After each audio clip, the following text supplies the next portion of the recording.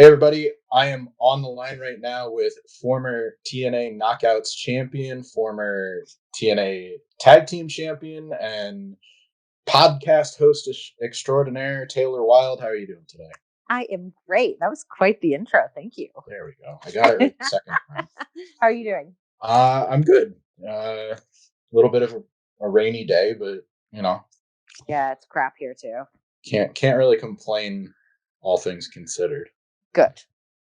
So I wanted to catch up with you because I know we talked earlier this summer, and I was just kind of, you know, going through some of the stuff I've done this year, and I realized, a lot's changed with wrestling, with your show. I listen every week, Oh, and wow.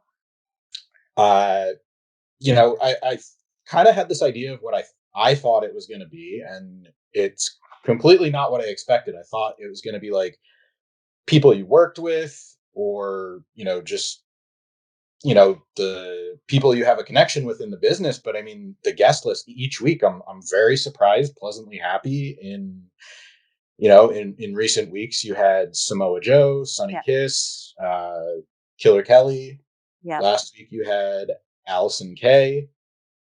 So what are you feeling this far into it? I think it's like 5 or 6 months into the show. Like, Yes.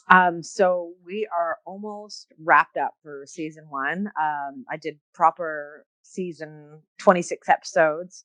Um, it like when we spoke the first time, this was very much supposed to be this voyeuristic look at these candid conversations between myself and the girls I'd worked with over the years and catching up. And, when I started planning my episodes, I realized, well, actually, there was some men that were very important to me and a lot of women that I worked with that were very pivotal in the women's movement, which is where Joe came from and my trainers. Season two is going to have a more candid look of me getting back on the road because I am getting back on the road. I won't spoil the surprise or say what company it's going to be. Um, but yeah, and also I decided, I wanted to be inclusive.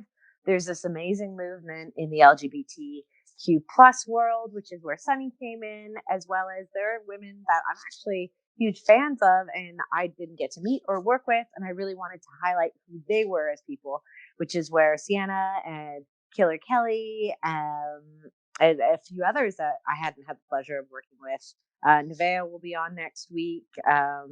So yeah, it's this creative outlet of reminiscing, but it's also been a way for me to meet new girls in the business that I didn't have the pleasure of working with the first time, but hopefully in this Taylor Wilde 2.0 resurrection, I'll have the chance to formally meet, not just on Zoom. mhm. uh, do you like? No, I'll kind of tiptoe around it, but do you have any idea of when this uh, the reunion tour, so to speak, is going to get on the road? Yeah, let's just say sooner than later. Uh, Yeah. but what I do want to ask is, if you're going back out on the road. The last time we talked, I know, being essential personnel and COVID restrictions, that Yep. was all, it went into your decision not to go work for Impact, or not. Uh, it had something to do with the Saint, was it Saint Clair? Do I have the city right?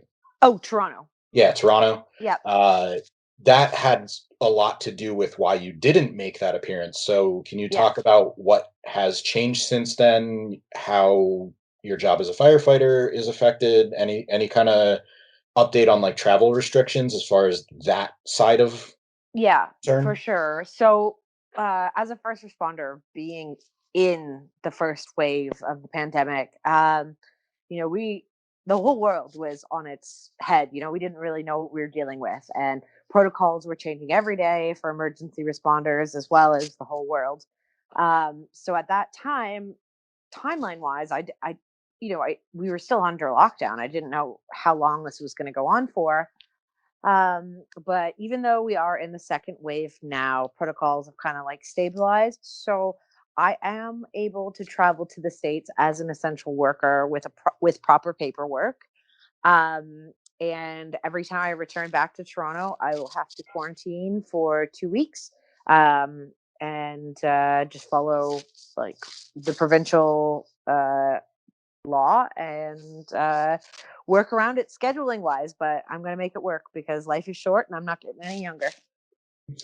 And we talk in terms of wrestling and like your day job, but I mean it seems like in Canada maybe it's a little more lax as far as travel, or like I'm not sure how to put it because down here like we just got out of dealing with the election, and we're kind Yes. of, I feel like I'm in my own little bubble inside of a bubble because Yes. it's like dealing with wrestling and then dealing with what's going on here, and then it's like, okay, well, all around the world, you not turn your mind off to it, but you really don't know because you don't have the normal interactions that you do. It's kind of, Yeah. you know For sure. And I agree. Like I have my work bubble and my immediate family, and that's it. So it will be a weird addition to this new kind of normal. And I know they're against saying new normal, but in my field of work,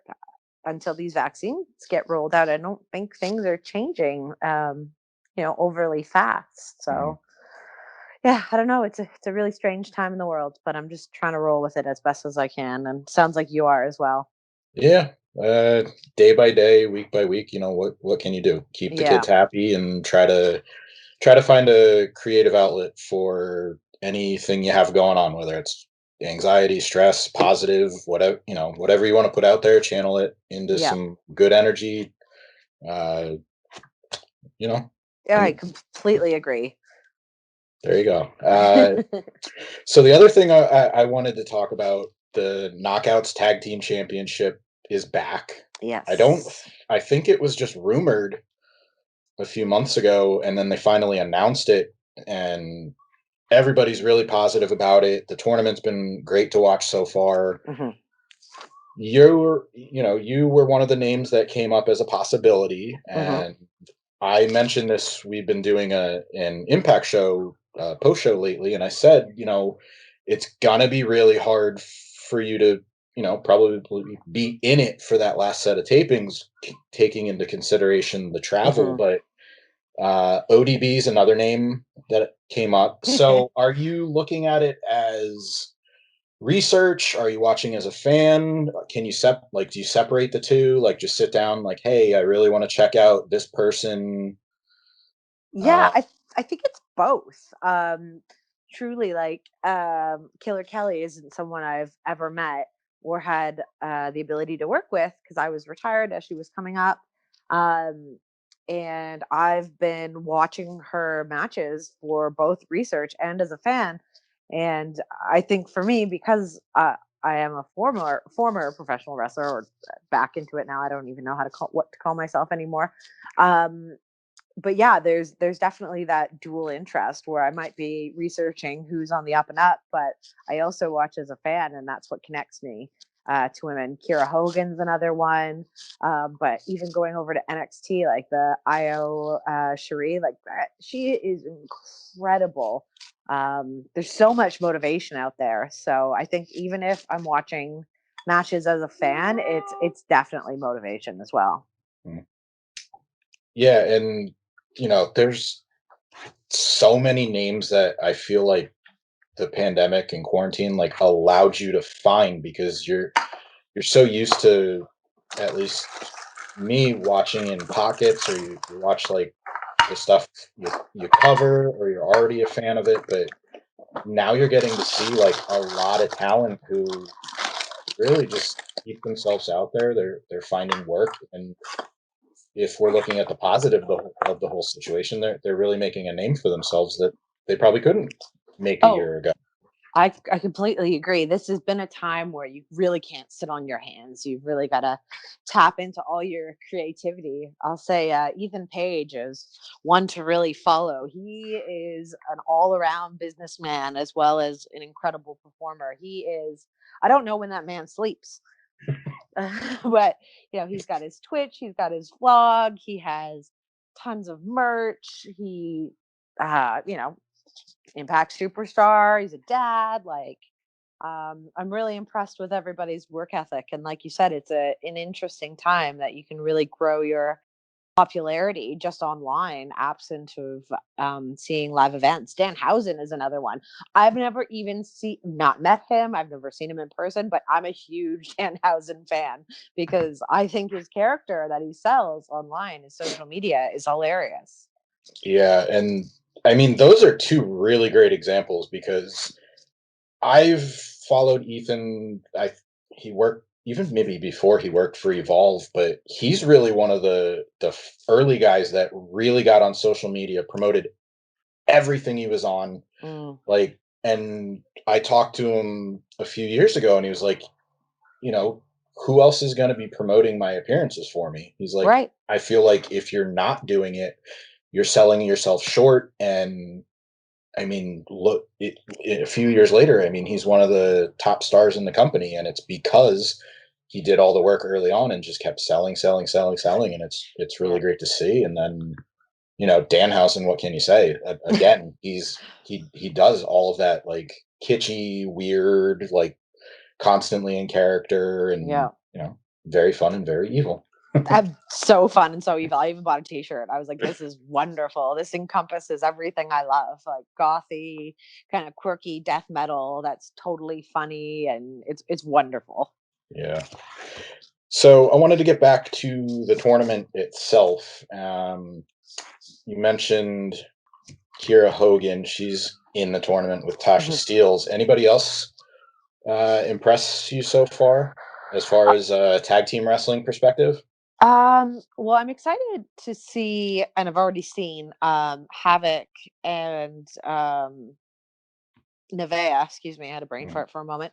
Nevea has always been someone who's had strengths in tag team wrestling, and you know, tag tag divisions haven't really existed for women exclusively outside of Impact, really. So it's interesting to see the angles she takes because, from what I know on the independents, her and Havoc together are real talent enhancers. They've really helped change the trajectory of women's wrestling on the independents. And I'm excited to see what they can do with up and comers and the staples in the company.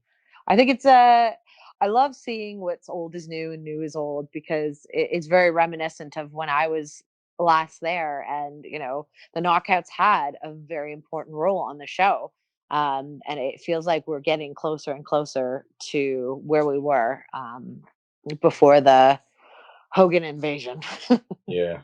Uh, so I really feel like those two are really not only the front runners and my pick to win, but Nevea I feel like is maybe the breakout star in a Mm, loaded bracket because you look, Killer Kelly's there, Renee Michelle's there, Sea Stars had a lot of people talking, and then we have another match, Tiana Perazo and Kimberly against Taya Valkyrie and Rosemary coming up. But yep. I really feel like, and I got this in, I didn't know too much about her before Impact, but like Havoc and Nevea, especially in the Midwest, like they really were names to watch, and they didn't have that place to really work together as Mm, much. They were just kind of alliance, hmm. they were in alliance and working the knockouts division or wherever they were. But it's good to see that there's some depth there, and hopefully we see a lot of these teams stick around after the tournament. Yeah, it'd be wonderful, and it just adds to that diversification of the knockouts and women's wrestling as a whole, because that's where we've moved to. We're way out of the divas era. We have these women have substance, they have real characters, and adding diversification also adds to the longevity of a woman's career. Whereas before, once you hit 35 to 40 range, you're not so cute in spandex and you want to have a baby, it's a really great time for women's wrestling. And then you have, Madison Rain and Renee Young, who've been doing the ringside commentary and the backstage interviews, as well as, Gail Kim's being an agent. All these things are just really new in the last 5 to 10 years, and it's very inspirational, and motivating for not only myself, who is in her golden years for as far as wrestling goes, but for all the up and comers that their career is not going to be stunted by the time they're 35 to 40. They have much more to look forward to. Yeah, and I'm painting with kind of a broad brush here, but it's kind of nice to see women get more opportunities in a variety of ways. Like you mentioned, producing, writing, maybe, it's not just like boys, like, Yeah. here's the booker and that's the way it is. And, Yeah. some of, to their credit, some of them were very good at what they did, but I don't think there's too many wrestlers, there's too many companies for that to be, so one lane, narrow minded, and not trying to get it to sound too negative, but I Yeah. think it should be stressed, like, there are women getting really good opportunities that, focus on that part. Like I said before, instead of channeling all this negative stuff, Yep. focus it and turn it into something positive. I think Impact's a really good example of listening to the fans and, you know, giving more women opportunities that fans have said they have earned. Yes, I completely agree. And Impact, because that's my home. I'm always going to have a soft spot in my heart for them. But I do feel they've always taken on what the fans want and gone with it, opposed to being this huge money making machine and just doing exactly what they want. Impact allows its performers, its artists, if you will, to have creativity, to have a say, to incorporate their personalities, and it makes for a better show. Like it's never going to be as big as shows that have endless amounts of money, but they do offer something that the fans keep coming back for. And I think it's this homegrown talent and listening to the fans, and they keep pushing the bar. Mhm. Last time we spoke, I was really starting this watch list thing. Like, we didn't know what quarantine was going to look like. I asked uh, for some of your match recommendations from your own career. Yeah. So now that things are normal-ish, or whatever you want to call what we're in, Yeah. uh, what matches have you been watching? If there's any specific matches, like you dropped a few names, but any matches stand out as some that you'd really like to share with fans, get their Oh. perspective, or just one that kind of inspired you to, Oh. hey, I'd like to work with them. Oh man, like I said, I've been doing a deep dive because quarantine and COVID is watch endless hours, and there's so much more wrestling available on the internet. I've been watching a lot of independent, that Black Label Pro, the Collective. I was watching tons of matches there. I've been watching NXT. I've been watching Impact. I've been watching AEW. I've always gone to lucha and Japanese, especially women's matches, because they always do things with a little bit more pizzazz. I'm never going to be the biggest wrestler. I'm never going to be the strongest and fastest. So I like to, find unique things and things that have a lot of energy and intensity. So I don't think I have a single match that I could offer, because I can't even think of one single match. There's so much talent out there. I've literally been blanketing myself in everything I can get my hands on. So that's probably a bit of a rubbish answer, but I've been watching everything. No, it's fine. Go down the YouTube rabbit hole That's and it. see what you come up with. That's the best way to do it. And if you're looking for not only time to kill, but Yeah, looking for maybe a new wrestler, there you go. Just tons of content out there. that's it.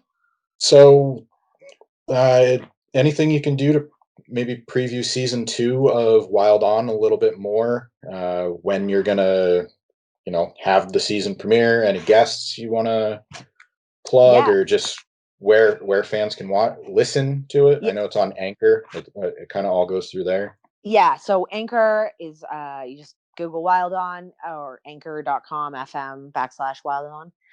And it's available on all major podcast platforms, Apple, Spotify, it's on Stitcher, basically anywhere. And I'm trying to get it on YouTube too, but that's a little bit of a pain in the ass. But season two, like I said, it's going to follow me, Taylor Wilde 2.0, back on the road, resurrection of my career. Whatever major company I land with, you're probably going to see a more candid look at the people I'm working with, pulling back the curtain a little bit, as well as it's not going to be like season one. It's not just going to be one-on-one interviews because you've already heard it. So I've already done it. I'm already bored of it. But there are topics that I may have touched on with certain guests that were sensitive moments or traumatic moments or just moments of growth. And I may have been too polite and I just tiptoed around it. But season two, when I talk to some of those guests again, I'm really going to rip open those wounds and get into the good stuff. So season two is definitely going to be different. And yeah, it's just going to be your favorite professional wrestlers interviewed by your very own girl, Taylor Wilde. All right. Looking forward to it. We'll wait and see when you get back in the ring when season two drops. Yes. Until then, go down the YouTube rabbit hole and there you go. Try to stay positive, stay sane, have a good time, make the best of it. Yes, drink your milk, take your vitamins, all that jazz. Taylor Wilde, looking forward to seeing what's next in your career. Thank you very much for your time. Thank you so much for having me. I really, really enjoyed it. It's always a pleasure.